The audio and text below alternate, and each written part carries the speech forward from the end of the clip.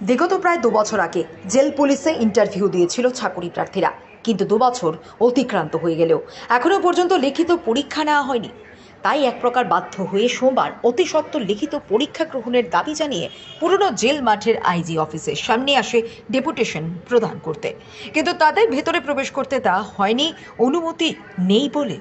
কিন্তু অন্যদিকে চাকরি প্রার্থীদের দাবি তারা আগে থেকেই অনুমতি নিয়েছিল এবং সেই কাগজ দেখালেও পুলিশ তাদের ভেতরে প্রবেশ করতে দেয়নি।